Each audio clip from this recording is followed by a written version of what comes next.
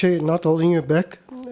Just on 10.1, the matter of the SARS Commissioner, can we just confirm that? There's an insert there, and I would like to just change it to the following, to say, to this end, the committee supports the additional investment in SARS and the commitment by the SARS Commissioner to raise the extra 20 billion in revenue required for the 2026 budget. Full stop. I just wanted to find out, do we put it at the end of the last sentence after creation, or do we put it way after SARS? After SARS. After SARS, okay. It should be a comma. I'll send it to you on WhatsApp. Would you want it? No. We can. Let me read it for you. Yeah. To this end. To this end. The committee supports the additional investment. And okay, the committee suggests supports the additional investment in SARS. It is the okay, and the commitment by the SARS Commissioner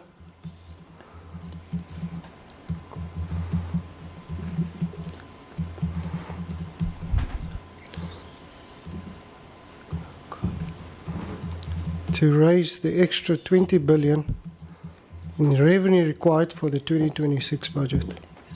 Full stop. For the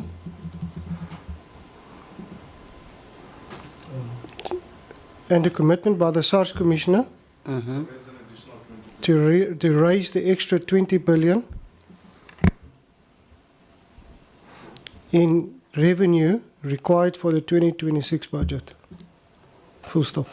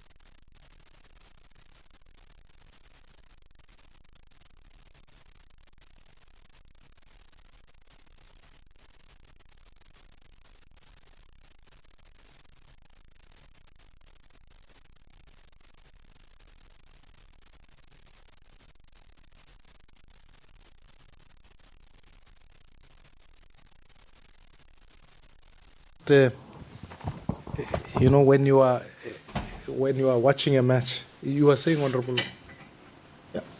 Chair, so we got an additional recommendation around spending reviews. And obviously when we say spending reviews, we are not just saying cut back, but we're also talking about efficiencies and effectiveness of running government. So we have that, and I'm not sure, before you block me, so where would you like me to speak to that as an additional recommendation at the end? Well, I think perhaps maybe partly, even here at this point, you could separate this notion of spending reviews, put a point that says quite categorically that spending reviews are going to be crucial in order to improve government efficiency and some of the spending issues, because we have undertaken a process with Treasury to say Parliament must obviously guide some of the work that must happen around these spending reviews. Otherwise, it becomes players becoming referees also. So I would put it here, but I would make it the next point. You understand what I mean? Please do. Chair, let us submit the proposed suggested recommendation that comprehensive spending review should systematically be applied to national departments, provinces, municipalities and all public entities to eliminate as far as practical waste duplication and inefficiencies. Happy with that recommendation? Would broadly, so just type, as you type it in, Mashile, Yes. then we can have a look at it. Yeah. Comprehensive spending reviews should be applied. Right? That comprehensive spending reviews Yes. should systematically be applied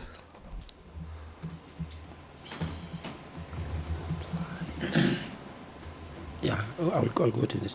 Yeah. Can I continue? Yeah. I'll fix that one too. Be applied to national departments, comma, provinces, comma, municipalities, and all public entities to eliminate as far as possible, as far as practical, waste duplication and inefficiencies. Chair, I think that speaks to your point as well. It's not just about budget cuts.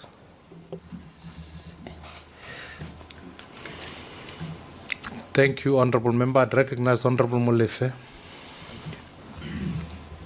Chair, the budget is anchored around GDP growth because that's the starting point.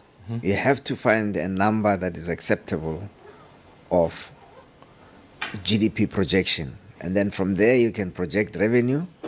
From projecting revenue, you can then cut it up into spending. Now, if your GDP growth number is unreliable and is not credible, then it means the whole budget is not credible. Treasury showed us a GDP growth number of 1.9% in April.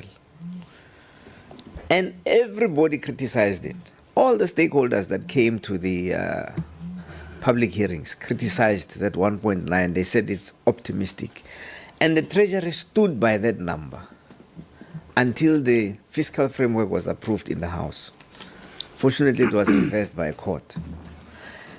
A month later, they revised the GDP growth number by 1.4%, which means that all those people that were criticizing the Treasury's 1.9% number were correct by Treasury's own admission. Now they've come with 1.4%, and still nobody agrees with them with 9.4%, 1.4%. They say it's optimistic, it's still optimistic. And again, the Treasury is standing by that number of 1.4%.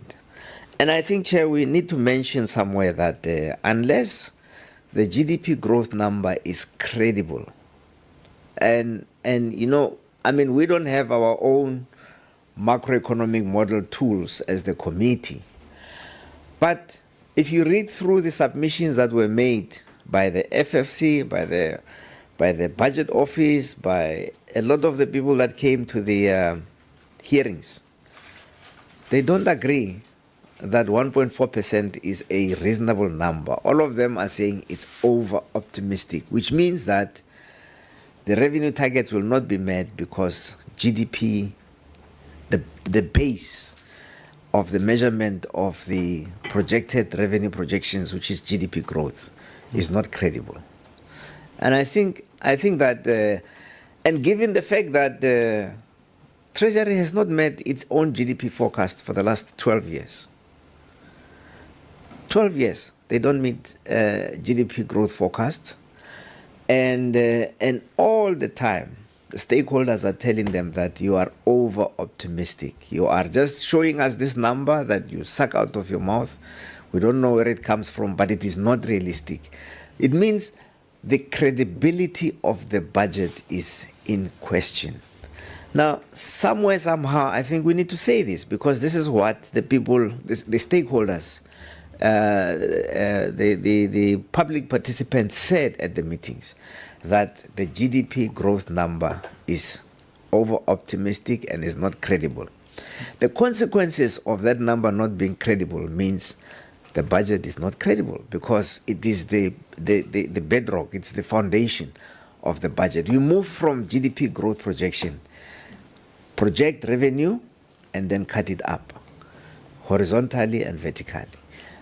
So what we're doing now, because we'll be slicing it horizontally on Thursday, is that the exercise that we're engaged in might be an exercise in futility, because the indications are that that number at 1.4% is still not credible.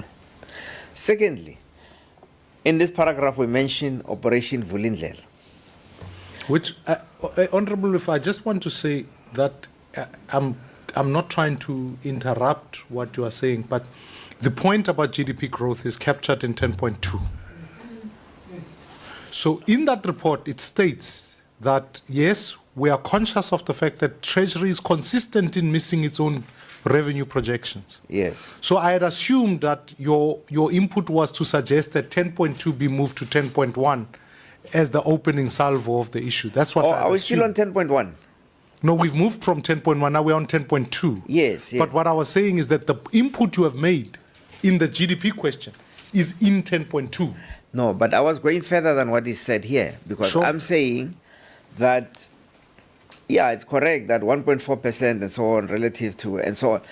If that 1.4% is not realistic, the budget is, so it throws out everything. Because, so what we're saying here, we're saying the mistake that is being made is that 1.4% is optimistic, but we're not saying what is the consequence of that.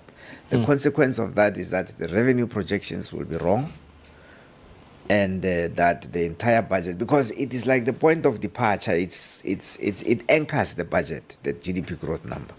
So it's the consequence that I wanted us to capture, that the meaning of this 1.4% not being realistic. Maybe this time they got it right. Maybe it's realistic, but maybe it's worth pointing out that if it is indeed true that that number is not realistic, as it has not been in the last 12 years, it means that this budget is based on they've built it on sand. This budget has been built on, the foundation is sand. It's not built on a rock of ages, root. Yeah. So that is the point that I wanted to make about the 1.4, the consequence of not Okay. getting it right at that level. Okay. Honorable Bateman.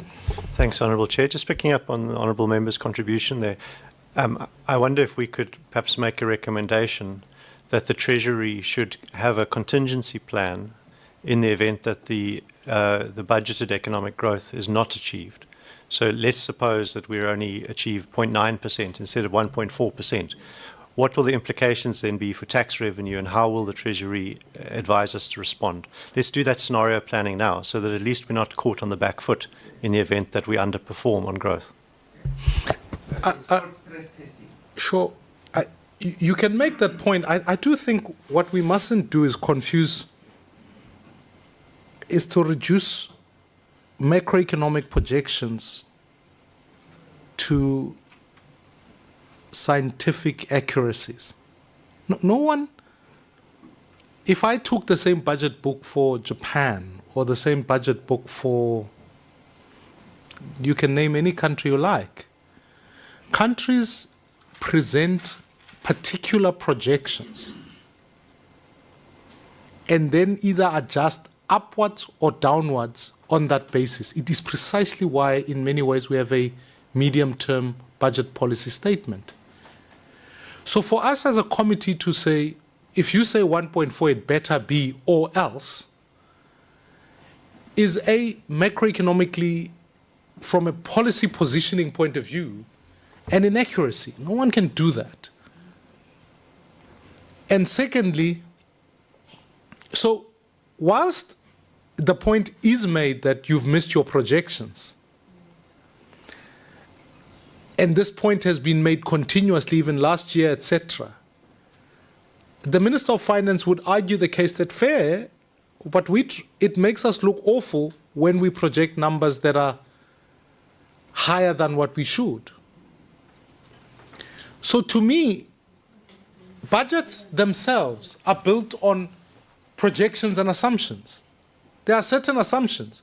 And if certain assumptions do not hold, or certain projections do not hold, I think it's unfair to say to someone, tell me what the temperature is going to be in December 2025. Historical data might tell me it'll be a warm day in Cape Town. But I'm not sure we could sit here today and say, well, it better be 1.4.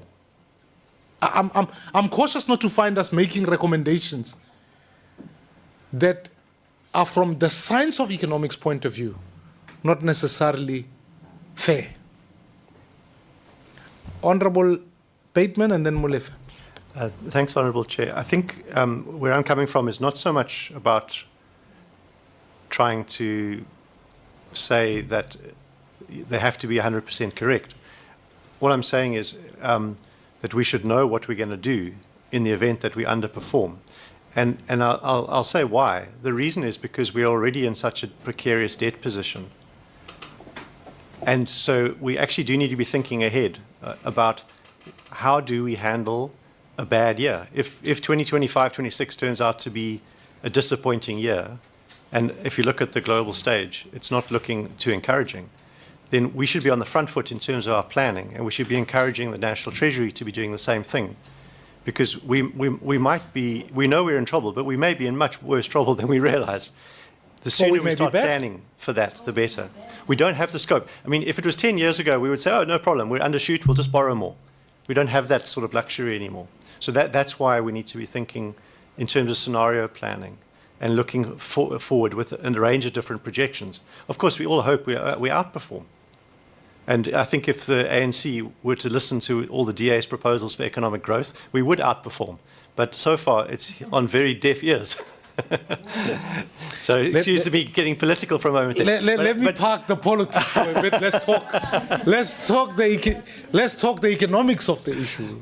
Actually, don't excuse me. I'm not apologetic. But I do think, just in terms of sound planning, we do need to be thinking about scenarios. And I don't think there's anything amiss with putting a recommendation in the report to that regard. But I submit that to the committee for your Honourable Molefe.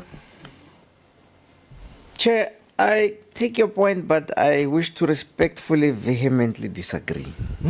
If you said to me that the temperature on the 21st of June in Soweto next year in 2026 will be 35 degrees on the 21st of June, you can't then turn around and say, it was just a projection. It won't be 35 degrees. It hasn't been for the last 10 years. It hasn't been for the last 100 years. So the projections must have a semblance of reality. And you should get very worried, Chair, when somebody projects on a matter as serious as this one, on the national budget projection of revenue, growth of 1.9%, and then they revise it to 1.4% within 30 days. Question is, was that projection credible in the first place? It's huge. 0.5% of GDP growth is a huge number. And so the question is, the issue is, do we trust what we are being given? I'm not saying they shouldn't project, and I agree that projections are just estimates. But estimates must be informed estimates. And estimates, when you miss an estimate, like when you're in a shooting range and you're trying to shoot for the target, I mean, when you're shooting wildly and you're even off the board, it's a problem. But when you're estimating and you're missing the target by a few millimeters or by a few centimeters, not by a kilometer, 1.9 to 1.4 in 1 month is 30 kilometers. That 1.9 was a wild guess, especially given that other economists and other professionals and the public participation process, all of them, 49 out of 51, 49 out of 51, in the process in SCOF, did not agree. Only 2 agreed with Treasury projections. And when the whole world disagrees with you, and you insist, and then you turn around and say, it's just a projection. That's not right, Chair. You're playing with people's lives because that projection informs the revenue number. The revenue number to the cent.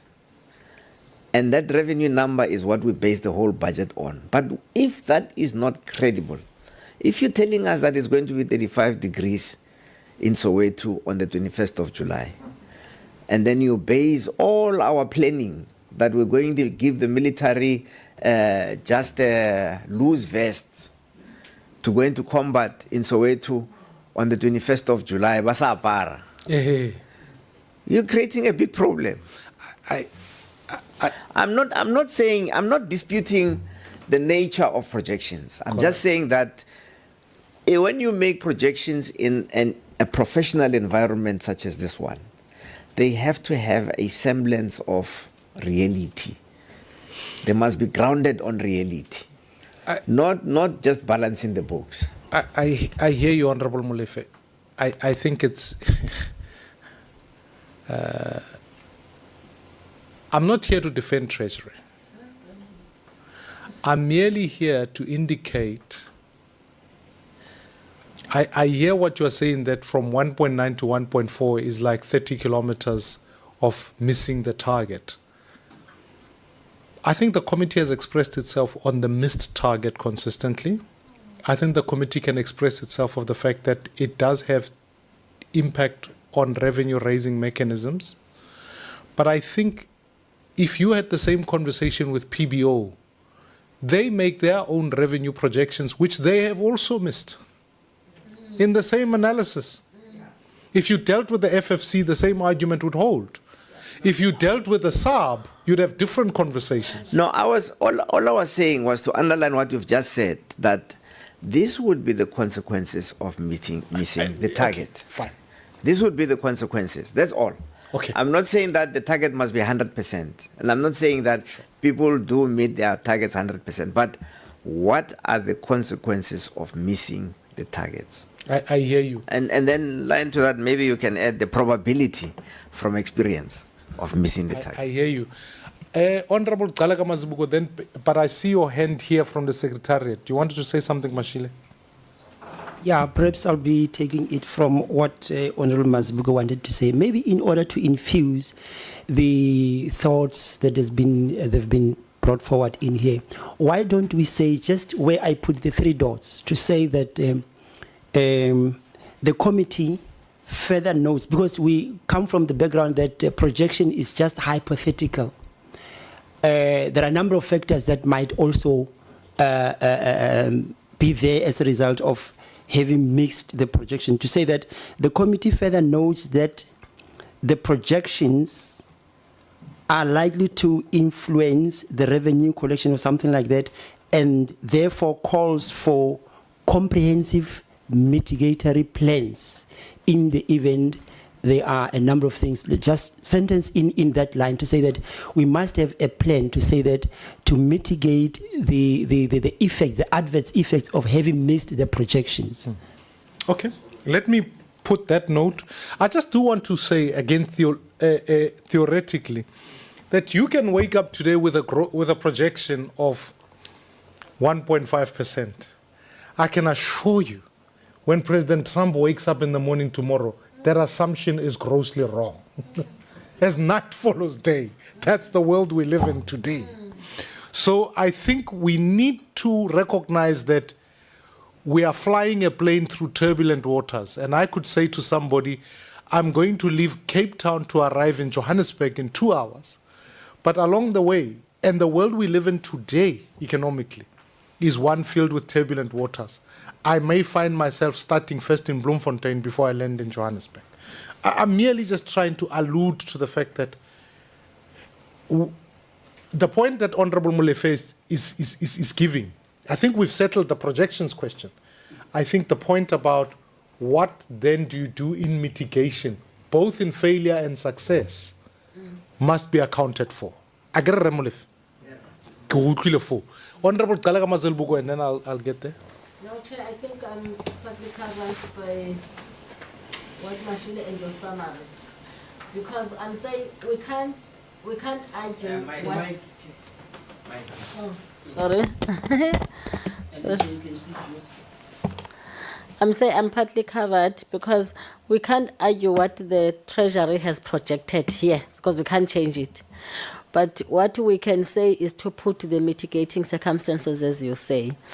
And I think the last sentence there almost covered where we're saying the greatest limitation within geopolitical climate of instability requires policy certainty, infrastructure building, and focus on growth. And then we add what the mitigating circumstances that you have said there. So yeah. And strategic thinking and planning around mitigating. Yeah. And let's not lose track, honorable members. It is why the law envisaged a medium-term budget policy statement. You start this year, 6 months down the line, you have an opportunity to make the appropriate adjustments. This will come in October. So let's not also lose that in response to this issue. So you can also make the point to say that, and then given growth projections, the minister must be able to, in response in the medium-term budget statement, make the appropriate adjustments, compensation for either achieving or underachieving on GDP growth. Honourable Bateman.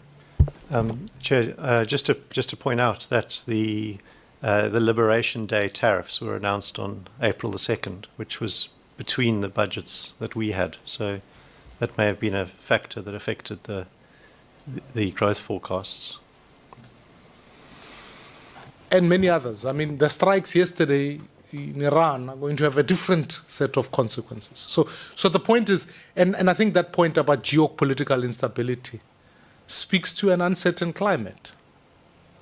So maybe Nale Remolefe will finish whether the temperature in Soweto next year will be why. But I think... There were no liberation tariffs for the last 10 years. And we constantly missed the target. Sure. But anyway. Sure. I think the point mustn't be lost. That, I mean, it's not only a matter of tariffs. Today we'll have to sit and adjust the health budget thanks to a president who decided just to simply withdraw funding to the health budget. You see? Thanks to the eradication of US aid plus PEPFAR. So all of these issues are just trying to cook a perfect stew. So let us, Mashila, I think the point that is made there is helpful. And I think we mustn't lose Honorable Molefe's point that says that in part, in dealing with adjustments in the medium-term budget policy statement as it pertains to whether targets are achieved or not achieved. Because if Treasury come back and said we got 2%, thanks to the fact that now the world needs coal, and we have coal, and the rest of the world is shut out, we could have a windfall effect as we had post-COVID. And that raised GDP growth a little bit higher per quarter. It's just that our ports were so useless we couldn't maximize it. Sideline issue.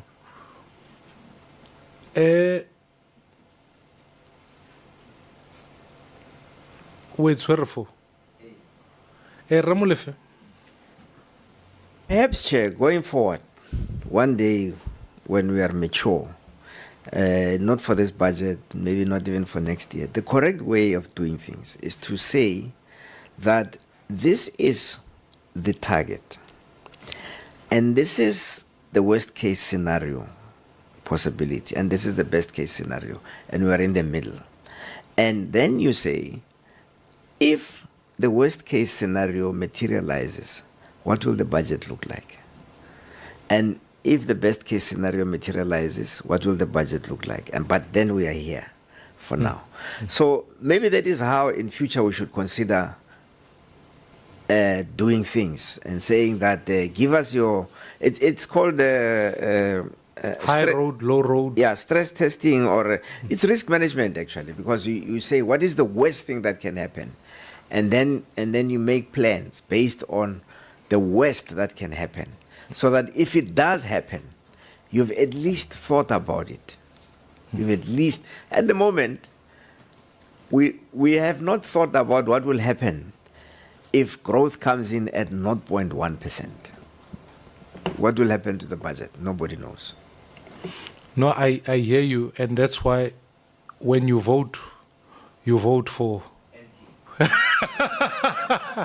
I will give you an option so that it's a referendum on the leadership of the day.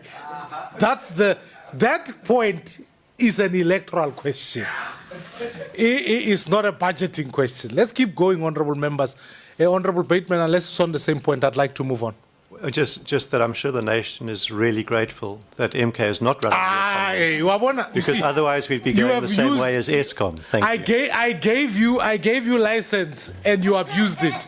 That's the last one for today. Oh, we must be grateful that the rater is not running the South African. The committee is encouraged by. Let's move on to that point, please, Mashile.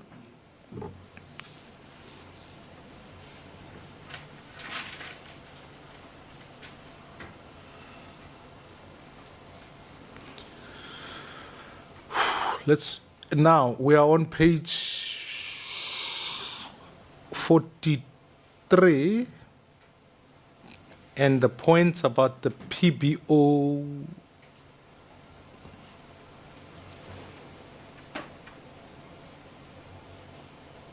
Keep going.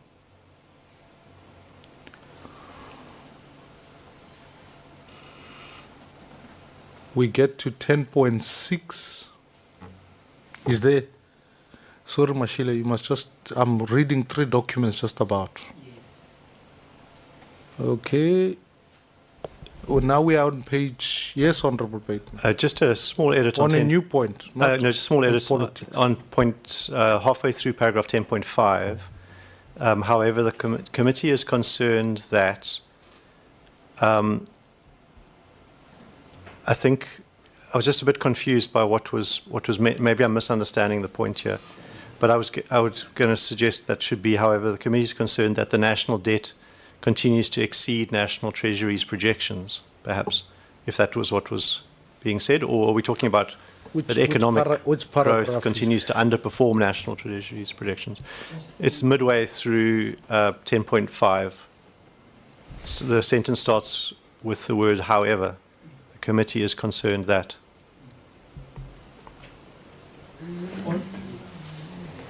10.5.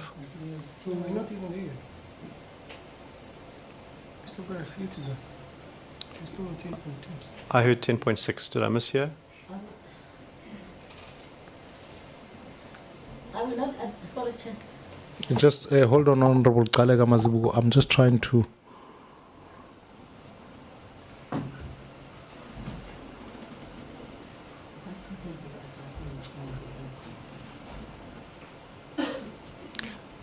So we seem to be talking about debt. So I think. Look, I think that's what I'm suggesting. We should just say that the concern that the national debt continues to exceed National Treasury's projections. Yeah, that's what we're trying to say. That is all we are trying to say, because the truth of the matter is that the point we're trying to make there is that there's been a historical creep of where debt to GDP will peak. To a different argument, someone says, well, debt to GDP will peak at 75. If you look at version 1, version 2, version 3, and I know we're not discussing those, but there's a creep upwards of debt to GDP ratios. And therefore, this is a significant concern, because if we are saying this year, debt to GDP will peak at 77%, next year, if the Minister of Finance says debt to GDP will peak at 80%, then it isn't really a peak, really. It's just a thumbsuck. That I think is the point we're trying to capture there. Honorable Gallagher Mazibuko, and then let's go. Mashila, are you taking notes?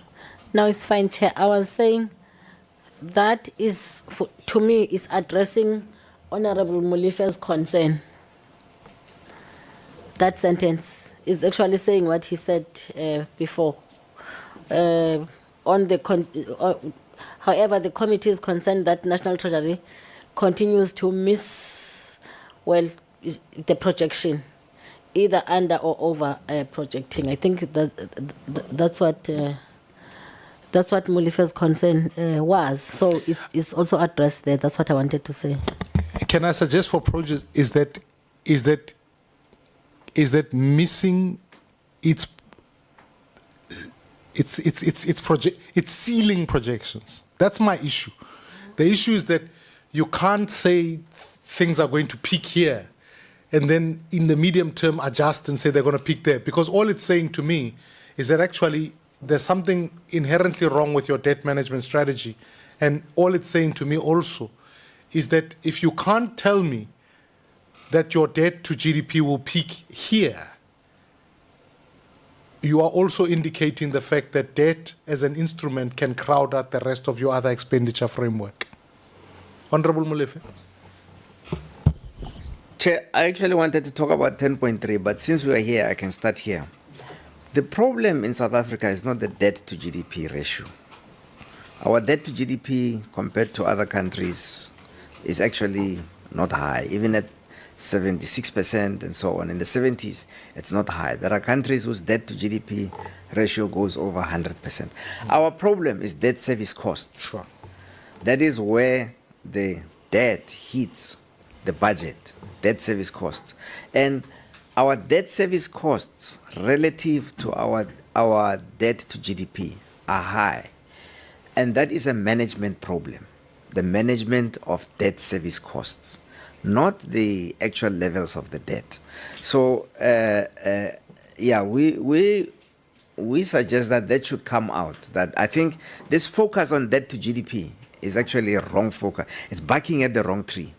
The real issue is Debt service costs. But the point that I wanted to make actually originally is on 10.3.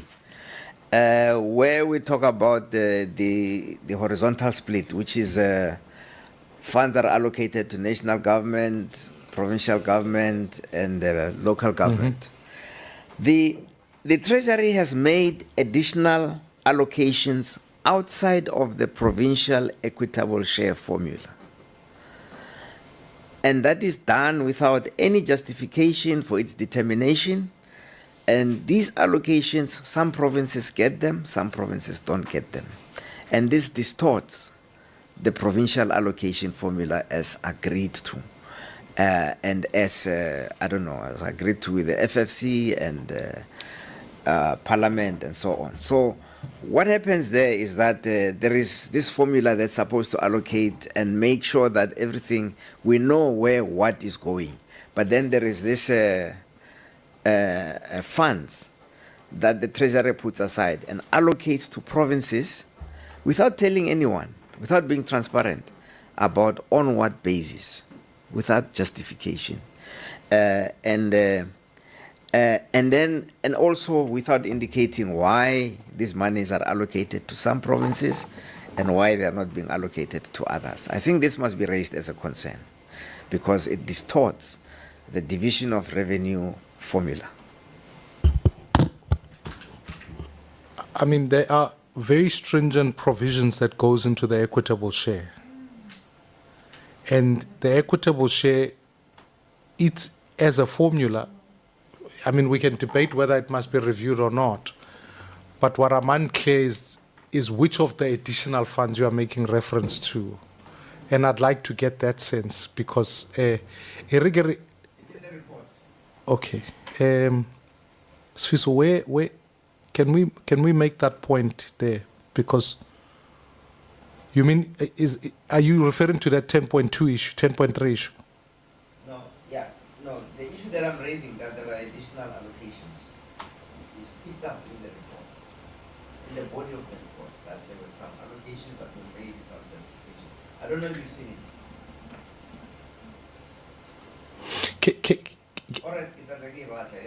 Can you do that so that Rebale Moho? But now we are having multiple discussions. Can we just finish the point in 10.6 and then we'll come back to this one? Because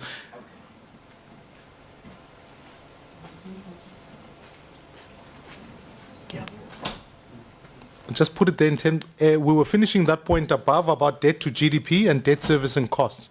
I think just to clarify the point that the main concern is the under projection of the ceiling as it pertains to debt to GDP, coupled with the fact that this has the adverse effect of debt servicing costs crowding out other expenditure. Mashila Wangutlu. Yes. I was merely saying we are finishing 10.6, that the debt to GDP ratio under projections has the adverse effects of debt servicing costs crowding out other line items or other expenditure items in the budget. That is the point that we must park it at, because that's all we are saying. 10.5. Honorable, but we can't go from 10.6 to 10.5 to 10.3. The point you made was of 10.5. Okay, 10.5, okay. Thanks, Honorable Oiklin. Honorable Bateman. Thanks, Honourable Chair. Honourable Molefe asserted that our debt to GDP ratio is not a problem when compared to developed nations, and that if we somehow managed our debt expense better, we could get lower interest rates. But we don't have that level of control over our interest rates, and the interest rates are given to us by the market. What we can control is our inflation targeting, so we could have lower interest rates if we had a lower expected rate of inflation, which would be something that could be looked at by the Reserve Bank and Treasury together. I know that that's under discussion. But what's added to that expectation of inflation is the risk premium of our debt. And that we take from the market. There's only so much that we can do. The best thing that we can do to bring that risk premium down is to become less risky politically in terms of our political stability and in terms of the protection of property rights and in terms of sound macroeconomic policy and well-disciplined government expenditure. If we do our job right, then the risk premium attached to South African debt will go down and the interest rates will come down.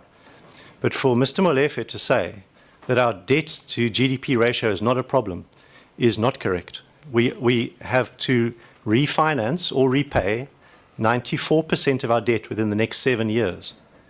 It's going to come up for renewal. And if we don't manage our debt well, we will default on our debt, and with all the implications of that. So I do just want to challenge the statement that he's making. And I also want to appeal, in the end of the day, MK is not going to vote for this report anyway. We need to get this report approved. We need to make our observations, we need to make our recommendations, and we need to move forwards. And Mr. Molefe is scoring political point after political point here. Well, that's what he's trying to do. And it's actually just going to slow us down. We're going to be here till midnight trying to get these things completed. I hear you. I think we're trying to find, because I think we mustn't lose track of, and I don't want to get into a macroeconomics argument about whether the ratios, because I think if I heard the point correctly, Honorable Bateman, was that you can have a debt to GDP ratio higher than 100% if your capability is on debt servicing costs. So the actual contradictory point is that if you have an accelerated GDP growth that is higher than 5% or 6%, then actually your debt to GDP effectively, in and of itself, becomes a different problem to manage because you can service your debts. If you were a household, you can have a bond that is higher than your annual salary, right? Because that's in simple economics. But let's not argue this point. This point is nebulous, it's sidelined. The point is about debt servicing costs and their ability to crowd out other expenditure. And I think the report covers that. Then we can move from there. Honorable Molefe. No, Chair, I heard Mr. Bateman say that the problem of debt service cost is interest rates. It's not. Honorable Bateman. It's a tactical management of the debt service costs. The tactical management is how you manage your debt, how you manage your yield curve, how you manage your maturity Honourable and members, duration. I'm going to rule on this issue. I think we're debating a point here that's we can have a macroeconomics symposium on this issue. It is not material to this report. It doesn't speak to, we have captured the point about debt servicing costs. I'd like to move that we move from this point. I think we've covered the debt servicing costs to your point, Honourable Molefe. Okay, no, That's let's been leave it. covered. It's just that Bateman made a very pedestrian Honourable comments. Mwale. Chairperson, DA ingayenza point about this report. There? Kodwa ayingathi uma yenza point bisithi MK ngeke ivotele le report as if akufanele utsibe la. Sila ngoba sivotelwe. No, ngukuzwile. And sila ngoba funa so participate ngoba sinabantu esibamele. No, ngukuzwile. So Ngukuzwile Mhlonishwa. abathi mebenza ama points wabo bawenze bangayifaki indaba ukuthi sizothatha iphi position about this report, because you are equally have rights to be here and participate. And I think the point simply is that members are allowed to participate. The speed, whatever the case might be, is the political posture of the party. But my job is to make sure we get through the process as we've laid out, and I would recommend that we keep moving. The political point scoring can happen tomorrow in the House when members make the political points on the actual report. Simply all I try and make. Let's move, honourable members, please.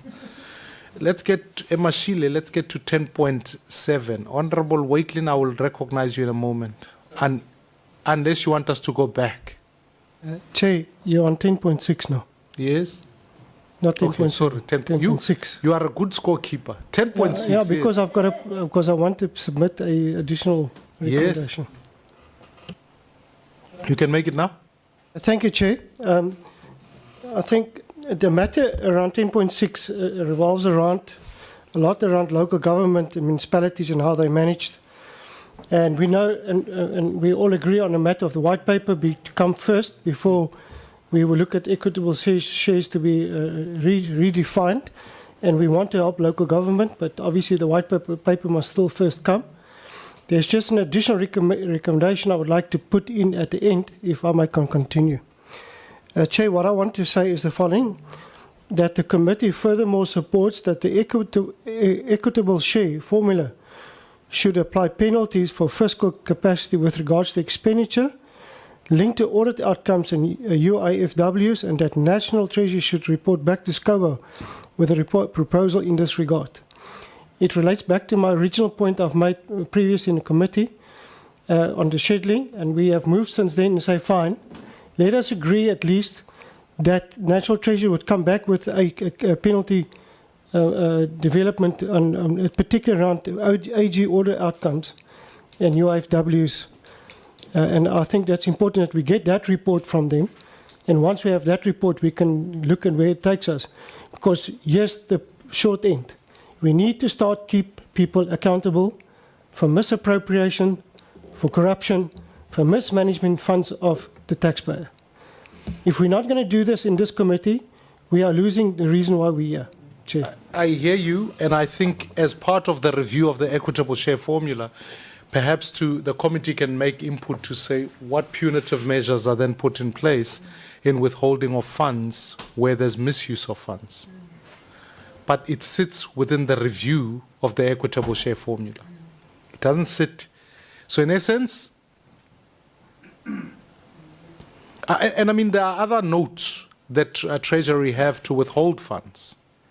That they do or don't do is a different debate. But I would think that because the review is undergoing at the moment, so there is a review of the white paper, there's been a review, a call for the review. So maybe the point to make, Sfiso, is to include that an urgent review of the equitable share formula and inputs be made regarding the punitive measures where there's mismanagement of funds.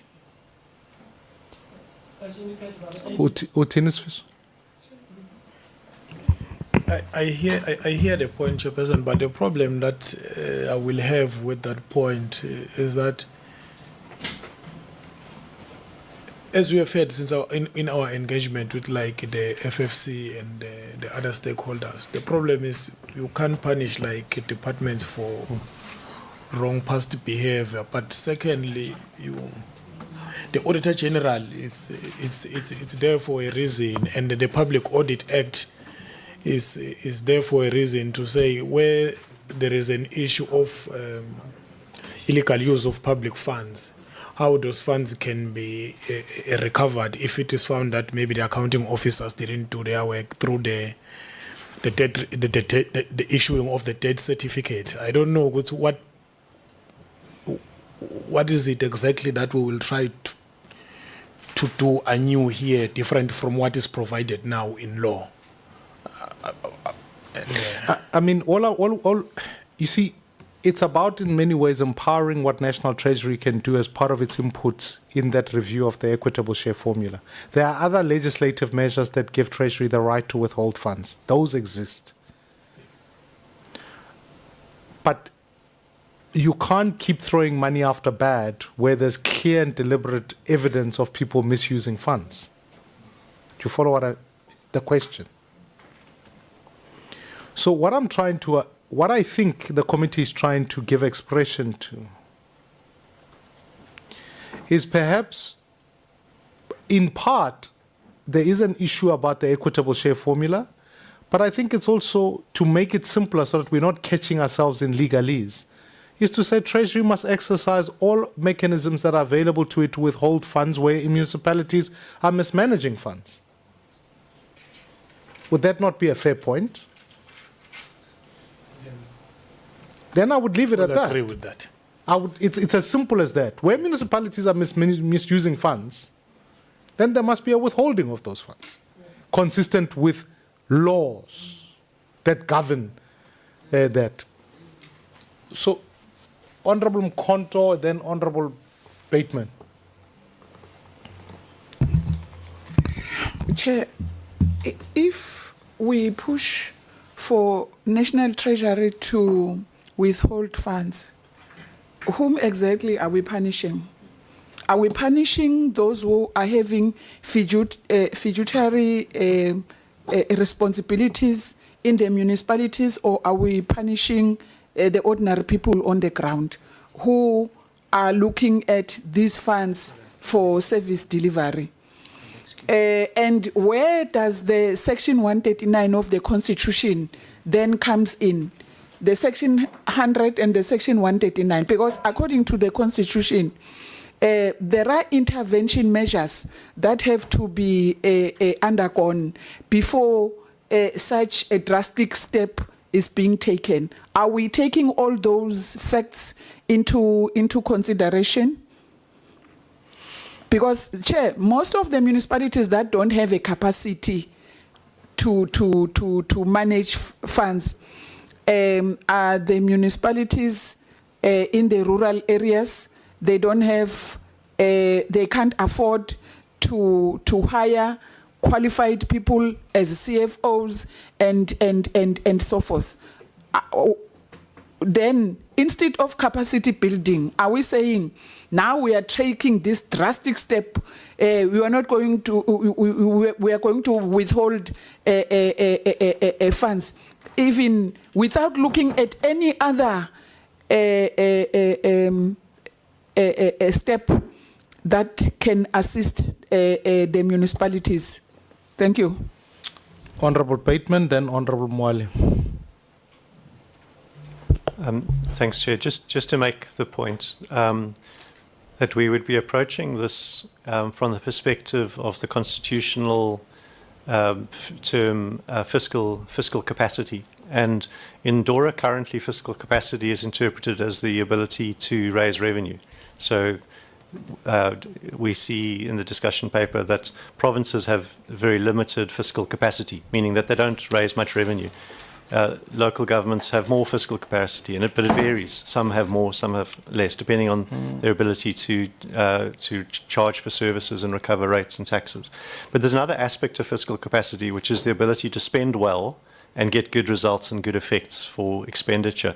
And so this is really an attempt to try and get some kind of scoring system included in the equitable share formula that shows that those municipalities which use money well are awarded, and that provides an incentive then for those municipalities that are not doing so well with financial management to improve their game.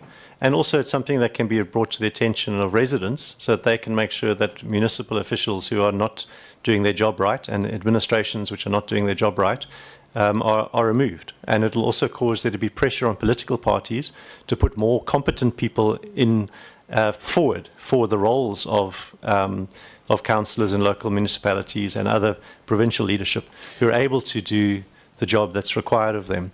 And also I think it would give us a sense of peace in our own minds that we're not just throwing good money after bad. I mean, we are responsible for this money that's going to these municipalities, and if it is being mismanaged, that's partly our responsibility. So we must do what we can to improve the management of local government and provinces. I do think, honourable members, let's. In fact, let me take Honourable Mwali, and then I'd like to bring this to a bit of a close. I've seen your hand, Honourable. No, thank you so much, Chairperson. You know, all the time, Chair, the mismanagement, it boils down to the people who are supposed to be getting services. And those are the people primarily who are affected by this whole thing. But the mismanagement is not from the public. It is the public representatives that are working or that are servicing the municipalities that are mismanaging the funds.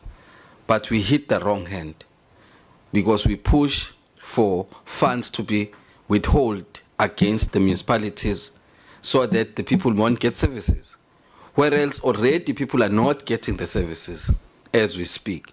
And then we're pushing for more stringent proposals to say we must see National Treasury withholding more funds from the municipalities, whereas our people will never get or would not get the services. Why? It is because of the people who hold the fiduciary duty, as the honourable member was saying, who are mismanaging the funds. Why can't we deal with those who are responsible with the funds, which in this case is accounting officers, who are responsible for the funds that we allocate or that are appropriated to the municipalities? Why can't you deal with them then to take stringent matters that would affect the general public that already are not getting the funds, are not getting the services from these municipalities? We get entities coming to Scopa every week explaining how much they are misusing the funds. Every week, and entities coming in front of this parliament and saying, we're misusing this money, we're misusing these reports and after reports of misuse of funds. And we are saying, okay, as a corrective measure, National Treasury must withhold the funds. But who gets affected? It's our people. I hear you, Honourable Member. Honourable Skete, and that's the last person. Honourable Siate, I want to try and wrap this discussion because otherwise it goes to the heart of some of the discussions we are having. And I'd like to depart from what Honourable Mkhonto was saying. That, you know, some of these discussions can become chicken and egg. If you have a municipal manager who's not great and you keep giving them money, but the money isn't getting to the residents, I would argue the case that the original sin is the fact that you've got an incompetent municipal manager, right? So before even Treasury does anything, you could have a problem. I think the point we're trying to make is you can't not ever effect accountability measures to people who are harming citizens. That is the point. The other point to make is that as part of the provincial equitable share formula, this input must be put on the table. Perhaps maybe it must be de-linked between the two things. So the equitable shares formula also looked at indigent households who really cannot be penalized for this issue. So what I would rather do is don't link the two issues. We must take Auditor General reports seriously, make inputs that say what is the formula, what is the allocation that goes to that municipality, and hold them accountable when they fail to do so, as per the conversation we had with Cocta. Because when the Minister of Cocta came to report, there was this question about interventions that are put, and it's put forward up in our report. But let me, before we wrap this up, Honorable Skete, and then we'll go. No, Nkosi Hlalo, I think you have covered. I don't want actually to participate in this because I was 16 years in local government. Yes. So I can answer a lot of issues. You see, I was also the chairperson of SALGA. There is this notion that local government is the bad.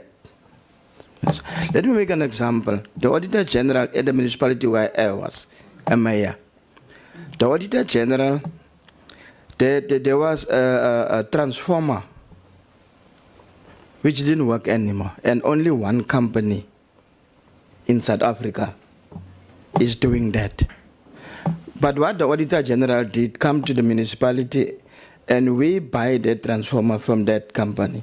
The Auditor General says to the municipality, you should have advertised it internationally. And we think of the people now because they won't have electricity and even won't have even water. But the Auditor General feels that the municipality didn't act correct because they should have advertised outside of the country. It should have taken 30 days. And we think now of 5 days that thing will be in Appington, and then within 7 days, the people will have electricity and water. So that is the challenge. Sometimes the Auditor General are also very strict in their issues, and they made as if some of the municipalities are bad because of their judgment. But mine, Chair, is that let's keep 106 like that. And that input which was added there, and then maybe continuation, because we are going to argue. Exactly. Yeah, for the whole day. That is my proposal, Chair. That proposal is noted. Honorable Mkhonto and then Honorable Wakeling. And then we are wrapping it up. Thanks. From what you have presented, Chair, and other colleagues, I will then recommend that, because we generally agree that those responsible for the mismanagement and the maladministration of funds must be punished. We all agree. But then maybe we can look at it the other way to say, maybe the Office of the Auditor General of South Africa must be given powers to initiate processes towards prosecution of those that are responsible for finance mismanagement at local government level. Thank you. May I just reaffirm, Honorable Mkhonto, that that amendment has been done to the act that governs the Auditor General. In fact, they've just been given new powers to issue new notes to deal with municipalities that are found to be mismanaging funds. So that note has been put on the table, at least as things stand at the moment. Honorable Wakeling. Thank you, Chair. As harsh as what it sounds, this is what we're dealing with. And that's the point I was trying to make, is to say that this committee must have some teeth. If we're not going to have teeth and make a plan, this is the results you're seeing. Let me give you some examples. I spoke about Regulation 36. Now, to my honourable member on the side, I spent 26 years in local government. So I come from that. That is my playing field. I come from a metro with over 2,000 forensic reports, which I cannot finalize because people are taken to account. That is my concern. And I'm only talking about one metro. Let me give you another example. We had Johannesburg here the other day. The increase of unauthorized expenditure from 4 billion to almost 9 billion in 1 year. Emergency repairs from 89 to 528 million. And this has been going on for years, Chair. That's the concern. It's not something that we are dealing with now. This matter has been going on for years, for decades. And it doesn't seem to end. It is as if everybody has got their own fiefdom and do as they wish. So, at the end, if there are, and they are available, any policy, any regulation that keeps people accountable, let it bring to the table. Let us work through that and see why those are not happening. And I hear you, Chair, and I hear you, that the people are going to suffer if we make this decision. The fact of the matter is, it's possibly then when city managers and municipal managers will start realizing the seriousness of this business. It cannot be that we're going to, in perpetuity, forever, just accept it. Somewhere along the line, we need to take the Auditor General serious. And I think that's half the problem, that nobody takes them serious. And it has to come to an end. And this appropriation committee is a very good starting point to come with some solution that we can, in 4 years from now, look back and say, we had an impact. Correct. Thank you, Chair. And I think, Honourable Waitlin, the sentiment you are sharing is certainly one that we feel. What we cannot do is write laws as we go. All I'm simply trying to allude to is the fact that the point that is made in that paragraph says all available legislation must be used to exercise punitive and consequence management on municipalities that are mismanaging funds. The Minister of Cooperative Governance, we had this conversation when they were online, is to say, which is the point that was so eloquently made by Honourable Lekhanyan, that we cannot deal with distressed municipalities in perpetuity. And it's not just distressed municipalities. It's to your point that you make about the fact that there are municipalities that have created funding processes of wasteful and fruitless expenditure, which are accounted for by the Auditor General. So maybe the recommendation must be in conjunction also with the Auditor General and the multiple institutions that deal with the funding challenge, with this issue of funding municipalities that are mismanaging their funds. Funds, I agree with you when you say funds must be withdrawn, but there are institutions that have the powers to do so. Treasury does. I was in Kabeja, I know this issue all too well when they withdrew certain funding. So therefore, those consequence management tools must be applied, and as part of Treasury's report, they must be able to, in conjunction with COGTA, demonstrate where those have been affected. Because when a municipality collapses and there's no consequence, in some ways, we can't sit here and watch that, especially from a financial point of view. Correct? So that point is made. I just don't want us to make recommendations that are unfulfillable. There is a review on the provincial equitable share. There is a review on the issue of how we deal with the necessary legislation that says how do funds become withdrawn and consequence managers be affected on municipalities that are mismanaging funds. That those laws are there. That they are not applied is something that we need to put on the table. How? That's a textual question. Honourable Kalega Mazibu. Chair, I want us also to reflect on the ongoing effective monitoring and evaluation system. Because if we don't strengthen that part, we will always be reactive instead of being proactive. So I think there has to be an expression there of a proper monitoring and evaluation, ongoing, not at the end of the financial year. Sure. Perhaps maybe the committee calls for urgency in the review of the 1998 white paper, along with the Mashile, with the equitable share formula. That equally so, consequence management must be effected on municipalities that, as per the Auditor General report, demonstrate mismanagement of funds.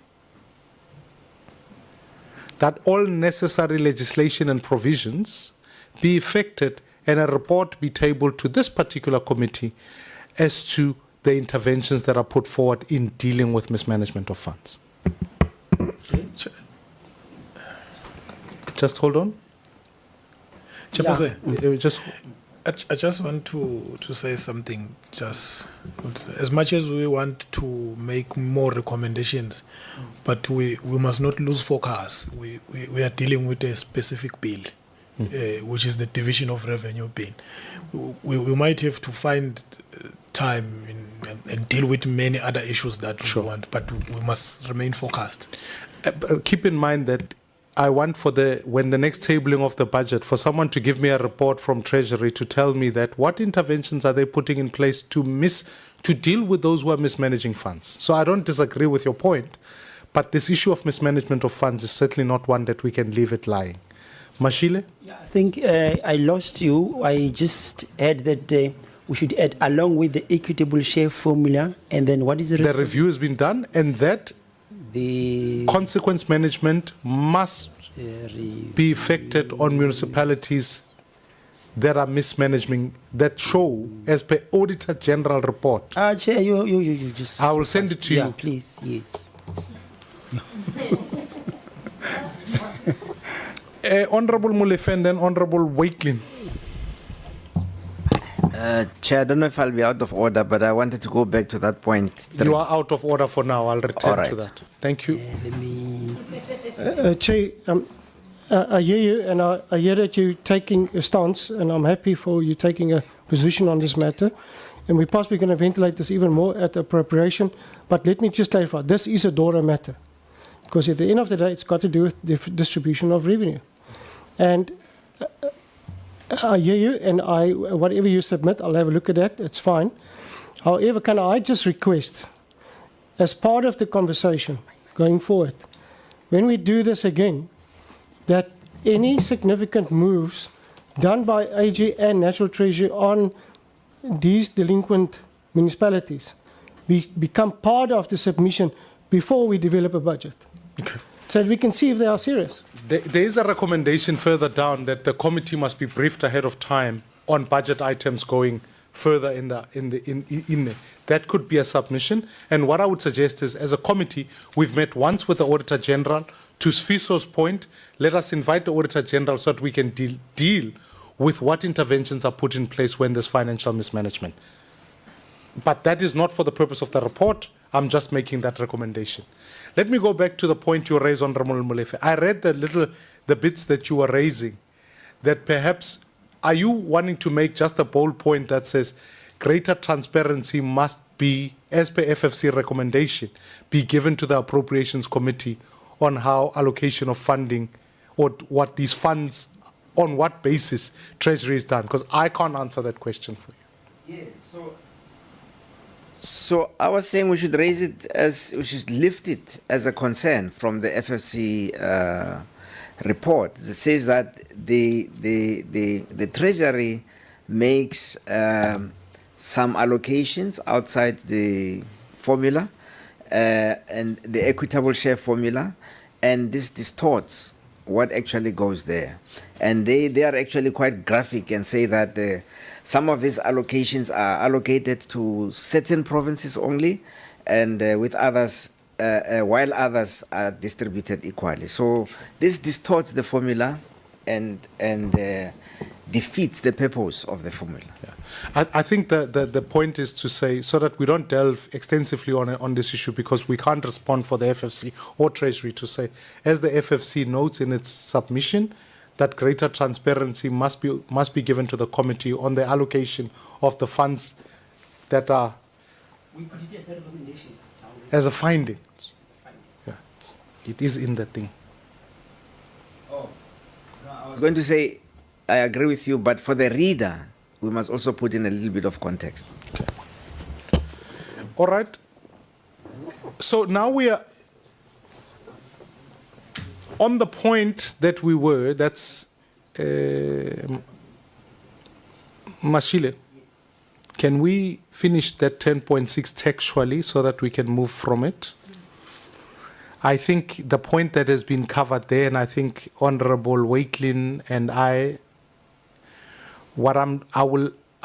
because we've got to keep going, the point to make is to use the legislative tools available to ensure accountability and consequence management where municipalities mismanage funds. Full stop. Let's move.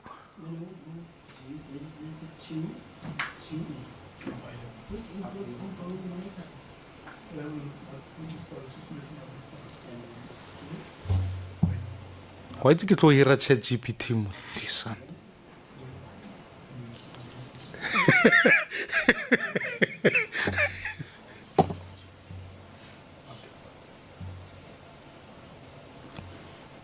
Or kanjani Honorable Mkhonto?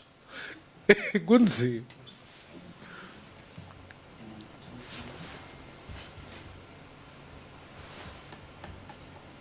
Okay.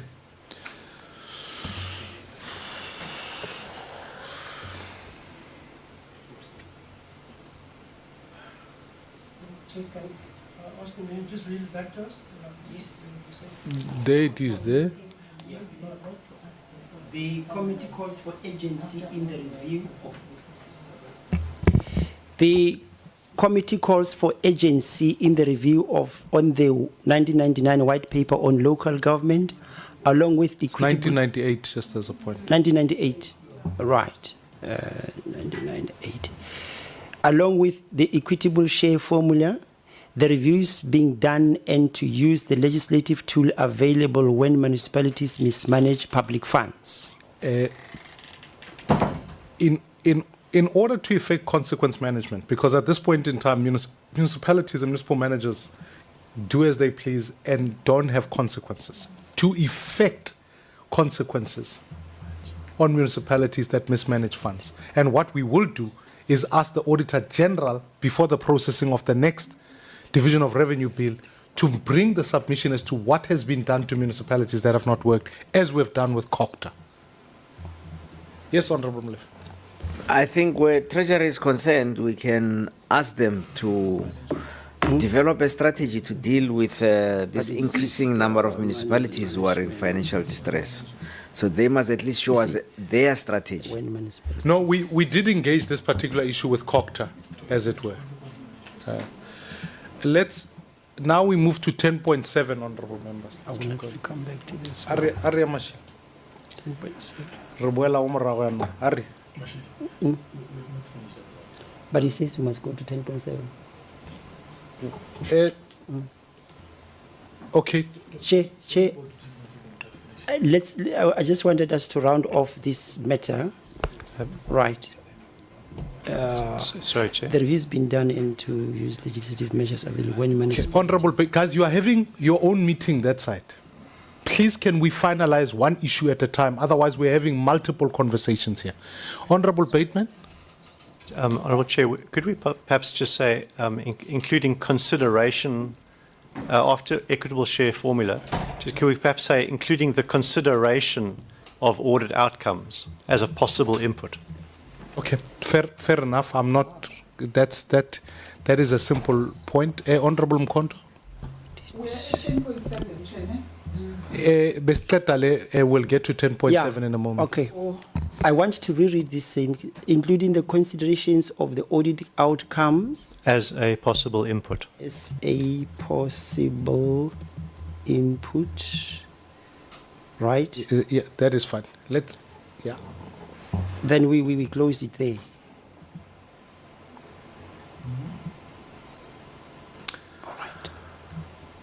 All right.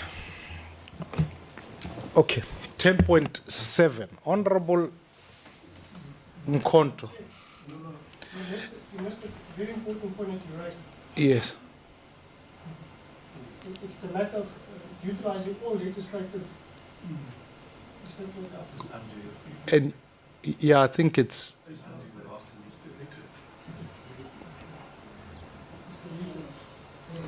Okay. Yes, there you go. And the use of all legislative tools available to hold municipalities account. See, the difficulty here, honourable members, is that you can't do a read and write shop. What's that, a workshop? Otherwise, we'll play with language all day.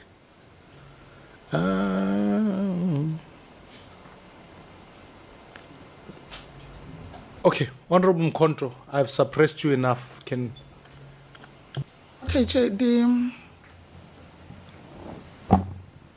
almost at the end of the first paragraph of 10.7, it comes back again. The committee would like to emphasize that National Treasury must take drastic steps where there is evidence of this malpractice, including withholding the equitable share payments and ensure that municipal workers are paid and their contributions are paid to the relevant statutory bodies and report to Parliament. I don't know how can we put it in a way that the withholding is for the benefit of the workers. And then, furthermore, the committee would like to emphasize that any interventions, and then it says logical government. I think bebafuna ukuthi local government.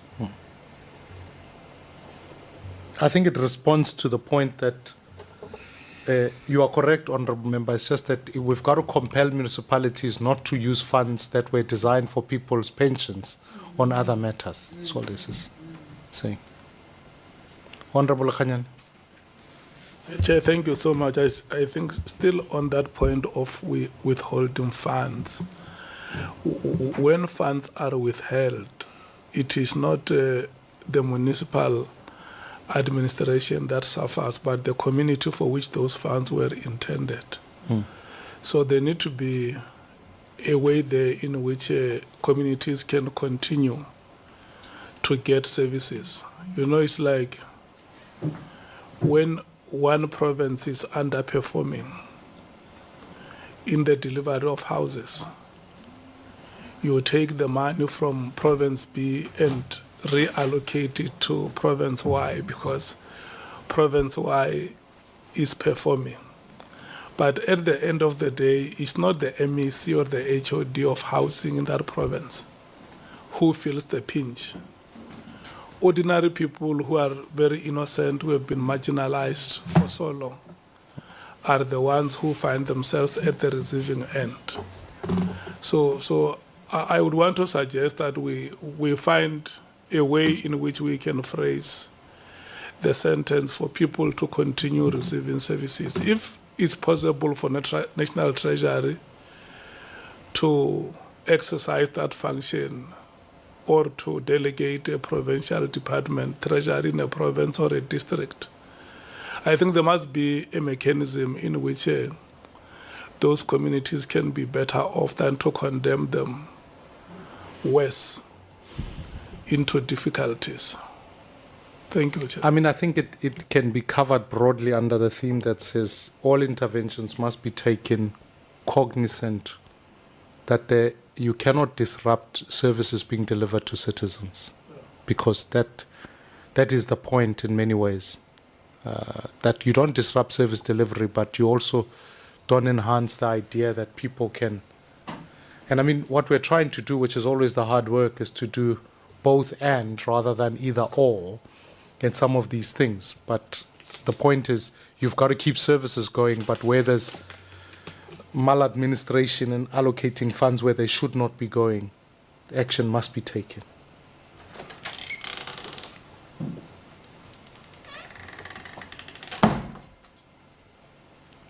Right. You can keep going, Mashile. Now, my side, I'm on page 48. I can say we're now go page ma.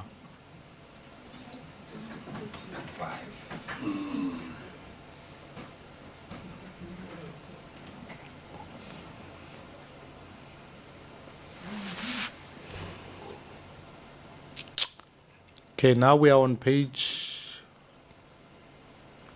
47.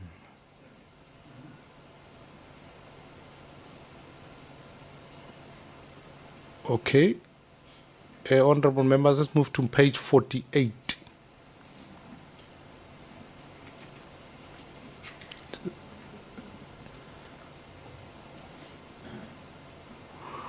Okay, page 49, just.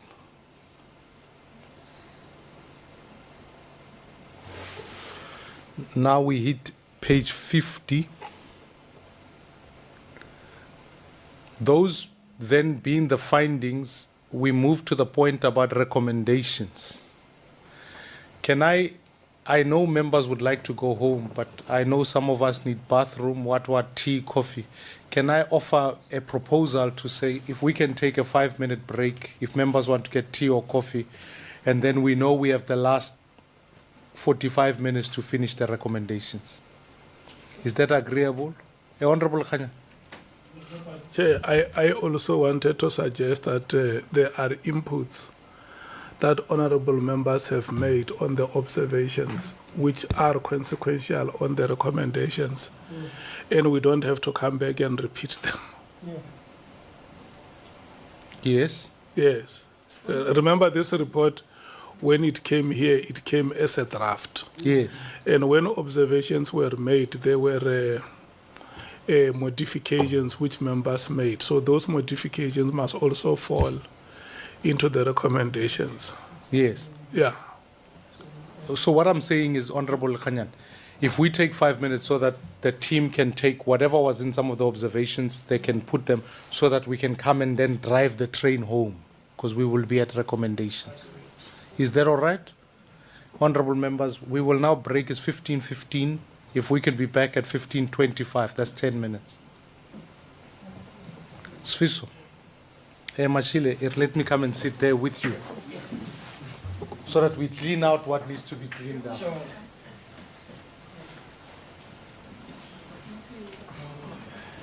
Mawan wan clearly the beer.